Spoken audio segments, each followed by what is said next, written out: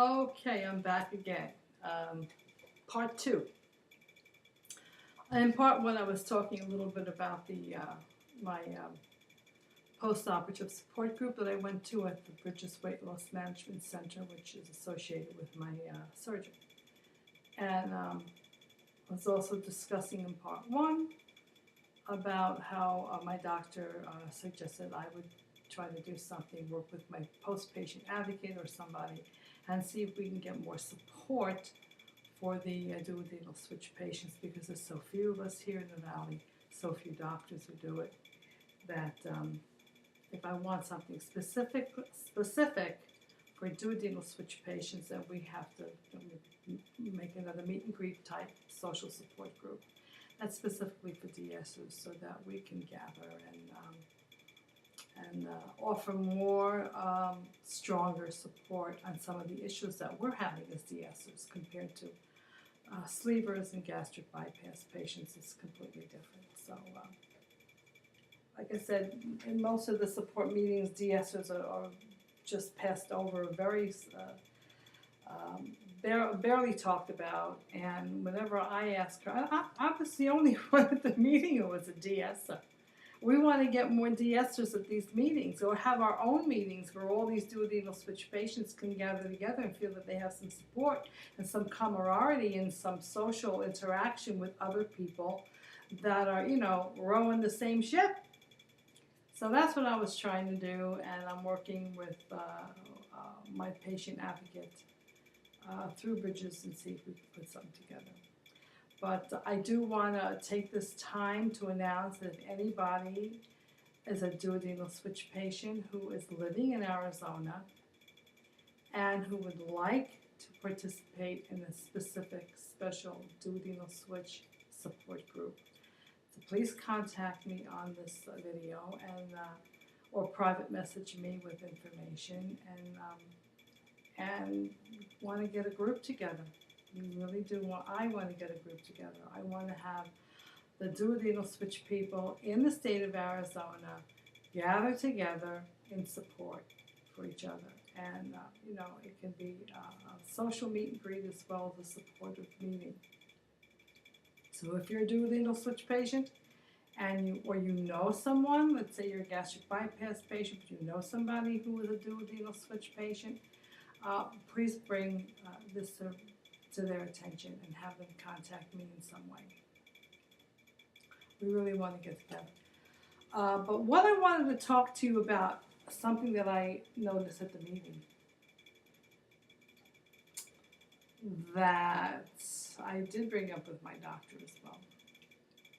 And I think I did a video a while back, and I kind of touched on the subject a little bit about choosing the right operation for you, about doing your research and really checking to find out what different surgeries will or will not do for you, depending upon your age, your size, your addictive patterns, how strong they are, what they involve. It all plays a role in where you're going to come out in the end of this. So I was sitting at the meeting, and I see a lot of people there, and even when I was, in my close to 300-pound ratio, there are people at this meeting that are like over 400, 450, really massive, mostly women, were really, really big. And when I discussed with the dietitian, it was pretty useless, in my opinion, in what she offers. She told me, well, if you come to the meeting and just ask if there's any DSers there, and just mention to them that you want to get a group together. So I did have some little index cards with a little information on there with my email address and my phone number, that if you're interested in joining a DS group. But I knew when I went in there, I would be the only one. And there was 2 gastric bypass patients. I don't know, maybe about 30 sleevers, vertical sleeve gastrectomy patients, and me, DS. And I knew it. And I knew that there would be probably more sleevers than anything else, because doctors all over the country now are really recommending gastric sleeve, even over the bypass. And there's reasons for that. They have found that having a vertical sleeve gastrectomy can give most patients the same response, weight loss reduction, as the bypass. Number one, it's easier for them to do, quicker and easier, chop, chop, in and out. It's easy recovery for the patient. And most likely, they will have the same type of weight loss results as a gastric bypass. So all the way around, it's supposed to be a better, win-win situation for everybody, patient and doctor. But I'm sitting in that room and I'm looking at people that I know sleeve isn't going to get them where they need to be. And I brought that up to my doctor when I went to see him. I said, Dr. Schuster, I says, why are you pushing the sleeve? I know why you're pushing the sleeves, not you particularly, but surgeons in general. Why is everything sleeve? I mean, some people, it's not the right operation for them. As I saw women sitting there that were well over 400 pounds. And they had lost 130 on the sleeve. And they were still like 300 pounds plus. I says, the sleeve isn't going to get them where they need to be. He says, you're right, it won't. I was a little surprised to hear that, but he admitted it. I says, then why are you not recommending dual needle switches for these particular people, where you know a gastric bypass and a sleeve will not get them where they need to be? Because even people with gastric bypass, I mean, there's somebody on our weight loss channel who had a gastric bypass. She was 500 pounds, and she was happily, got down to 300 pounds, and then the gastric bypass pretty much did its job. It was over, and she was still an obese woman of 300 pounds. So then she wanted to see what she can do as far as getting a dual needle switch conversion, and her doctor, for some reason, said no, he wouldn't do it, because he didn't do the DSs, because they're very tedious, they're difficult to do, and doctors just don't want to go there. Surgeons don't want to go there, if at all possible. So he threw a band on her. Put the band on her gastric bypass. It didn't do much. The girl is knocking herself out with exercises and diets and just depression and unhappy tears all the time, and she's still obese.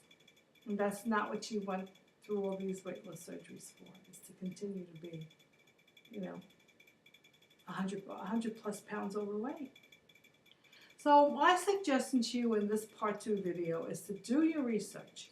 And if you know that you are older than the average patient, if you have some physical hindrances and limitations that are going to keep you from running a 5K, from getting in the gym and burning up as many calories as you can 3-4 times a week, you can't do that. If you feel that you have got mental issue with food, where it's very difficult for you to stay away from starches and carbs and pasta and ice cream and candy and cake and cookies and sugar, like with me. Once you start healing from a sleeve and you realize that you don't have any consequences and you can take in those foods without dumping, without having bathroom issues, and that everything that you eat as a sleeve patient is going to stick to you like glue. Every calorie, every gram of carbohydrate and sugar, it's going to stick to you. There's no malabsorption with that surgery. So when you're 450 pounds or more, or even 350 pounds, most likely, depending upon your particular handicaps as an obese person, you better make sure that you choose the right surgery. And if you can't get a doctor to give you a dual needle switch, then find one who will. Because you'll just be spinning your wheels in the mud. And you won't lose all the weight that you need to lose. And another thing, in my own opinion, and I'm an example of that, I chose the sleeve not realizing that my age was a factor, that my handicaps, my physical handicaps would be a factor in not being able to lose the weight that I needed to lose. I saw a lot of people losing 150 pounds, but they were half my age and they didn't have my problems. And I didn't take that into consideration when I chose doing a sleeve. I didn't want to change my plumbing. I didn't want to, reroute my intestines and have dumping syndrome and any of that stuff. I just wanted to have something that would just restrict my intake of food, which the sleeve will do. But it's still not going to keep down, the bad stuff, the chips and the pizza and the pasta and the candy and all that stuff, which is what most of us crave and snack on at night, and that's what does the damage, and that's still allowed through the doorway of the sleeve. It's still allowed to get in there and do its miserable damage because we can't control it up here. And they can do anything that they can down here, but they're not doing anything up here. This takes time, it takes work. It takes a lot of personal effort and willpower to try to get into the brain and stop it from doing what it does, to make us, eat food and desire poor choices. And so you need more help than the sleeve can give. So I just want you guys out there who are thinking about weight loss surgery to take that into consideration and to make sure you pick the right surgery for you, depending upon all these factors that I've mentioned. Getting back to my thought process before is I think another reason why doctors throw a switch or throw a vertical sleeve gastrectomy as a choice of surgery is because if and when it doesn't work, like with me, we have to come back for a revision. So that's a second surgery for them. It's more bucks in their pocket. It's more money for the hospitals because it's a second surgery. So they want to keep you on the surgery in the OR. They want to keep you in there. Come back. Oh, if it doesn't work, we'll do another surgery. Be aware of that. If you don't mind going through 2 surgeries, going through all the rigmarole of getting approved and all the strains and all the upset about regains and this, that, and the other thing, and just, and keep all this stuff in mind. When you're choosing a surgery, make sure it's the right one for you. I have nothing bad to say about the sleeve. A lot of people that have had the sleeve did very well on it. But their circumstances and their mindset and their dedication to doing what needs to be done to make that sleeve gastrectomy successful for them. If you don't have that in you to do, then consider a different surgery. That's all I'm saying. So when I brought this up to my doctor, and he really wasn't pleased, I can see in his face. I said, why are you doing sleeves on 400-pound women when you know it's not going to work? Because he told me, you're right, it won't get them where they want to be. But why are you doing it? Why are you recommending the sleeve? And I said, I know it's easier. Because he told me, Lucille, there just aren't enough, which I think is a lame answer, There aren't enough surgeons in the country, especially in the Valley, who even do a duodenal switch, and there's just so many that I can do. Well, he doesn't do all that many. Instead of doing all these sleeves that aren't going to work, do a DS that will work, he wasn't going to go there with me.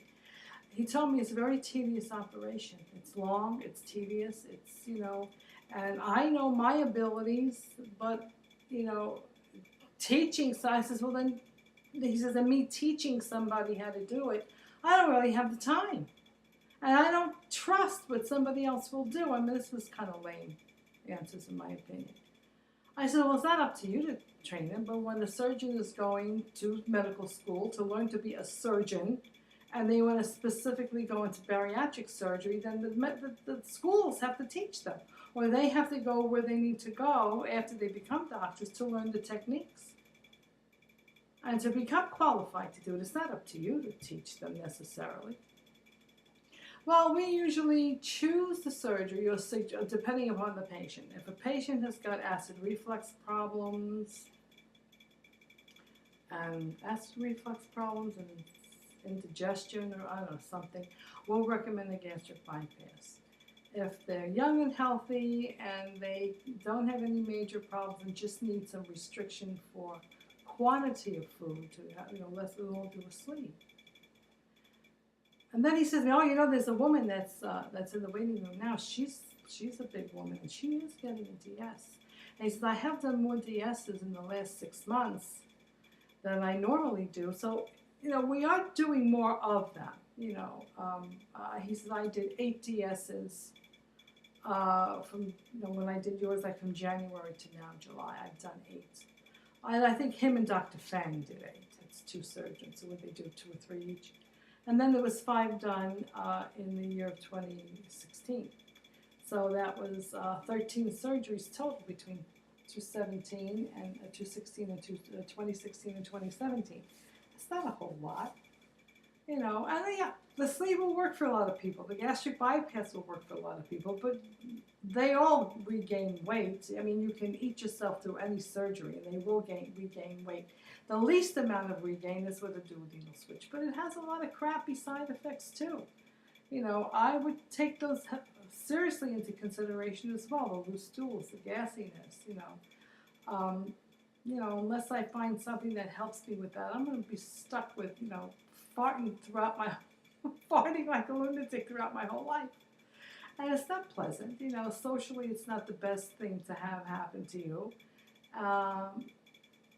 But anyway, I don't want to continue to go there anymore. But just know that if you are up for surgery or considering the surgery, pick the right one for you. Take all these things that I said into consideration and check with people that are out of gastric bypass 10, 15, 20 years, that have out from DS 10, 15, 20 years, and see where they are. See how they're doing 10, 15 years after surgery. Not just the first couple of months after surgery when all this weight is flying off and they're so happy. I can gain weight with a DS, but I'm going to have more consequences than most people, if I eat something wrong. And I'm finding that I personally, each month, I'm learning more and more and more what not to eat, what affects me poorly. At this point of the game, I'm still fresh out of surgery. It's only been 6 months. Maybe a year and a half from now, I might be able to introduce more foods more safely without too much, discomfort or side effects. I don't know. They say that, little by little, introduce some foods that don't sit well in your system. Now might do well a year or 2 from now. But needless to say, the main point in weightless surgery is to lose weight, to get healthy, to alleviate the pain from your joints and your spine and your knees and your feet, which has helped me tremendously, and I still have a good 50 pounds left to go. And my pain in my back and in my knees have reduced by at least 75-80%. Big difference in the way I live my life, daily life, and the way I move my body and how I feel when I get up out of bed. I still have a little discomfort when I get out of bed, but it's not crippling. It's not crippling where I can't straighten up and I can't, walk to the restroom without hobbling on my cane and chronic pain. I don't have that anymore. I don't have, my blood pressure is perfect. It's under 120, whatever.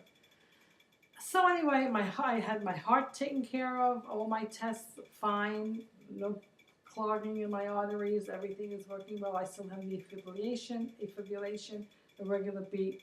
That has nothing to do really with obesity. But anyway, that's my part 2. What my doctor had to say about that is a little bit of a lame answer as far as I'm concerned about, he can just do so many. So it's up to you as a patient. If you're that big and you have some problems that you need to have the strongest operation that is offered out there, the DS is the operation. Understand all the symptoms, the post-operative symptoms and consequences and adjustments that you have to make. You have to accept that and choose the right doctor, even if you have to go out of state for it. But, I wasn't that heavy when I had my DS. I was only 270 pounds. When I had my sleeve, I was closer to 300. But if I was 400 and some odd pounds, and I wanted to have the best hands for duodenal switch operate on me, I would go to, I would just wait an extra year, save the money for the cost to going to California and staying there for 2 or 3 weeks, and I would have one of those surgeons do it on me. Dr. Kasishian is one. He's done about 2,000 of them, and there's a few others in California that have got a strong reputation in duodenal switch surgery. So check that out. Check them out. That's about it. People, I've said a lot. This is another 20. I don't even know if this is going to download, but anyway, that's part 2. Hope it was helpful. Bye.